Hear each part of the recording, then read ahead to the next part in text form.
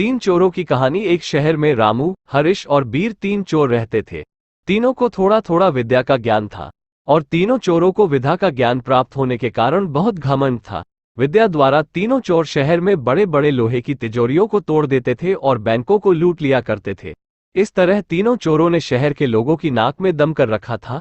एक बार तीनों चोरों ने एक बड़े बैंक में डकैती करके सारा माल उड़ा दिया।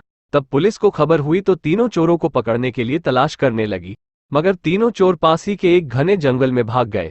तीनों चोरों ने देखा कि जंगल में बहुत सी हड्डियां बिखरी पड़ी हैं। सनी ने अनुमान लगाकर कहा, ये तो किसी शेर की हड्डियां हैं। मैं चाहूं तो सभी हड्डियों को अपनी विद्या के ज्ञान द्वारा जोड़ सकता हूं। रामू को भी विद्या का घमंड था, सो वो बोला, अगर ये शेर की हड्डियां हैं तो मैं इनको अपनी विद्या द्वारा शेर की खाल तैयार करके उसमें डाल सकता हूं। रामू और हरीश की बात सुनकर बीर का भी घमंड उमड़ पड़ा और उसने कहा, तुम दोनों इतना काम कर सकते हो तो मैं भी अपनी विद्या द्वारा इसमें प्राण डाल सकता हूं। तीनों चोर अपनी विद्या का प्रयोग करने लगे।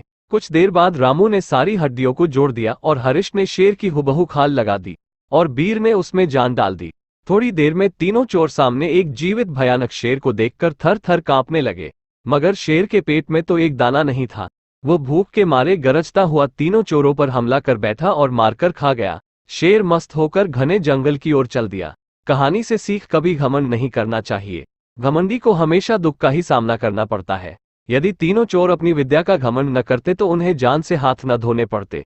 हमें अपनी विद्या का प्रयोग सोच समझकर करना चाहिए।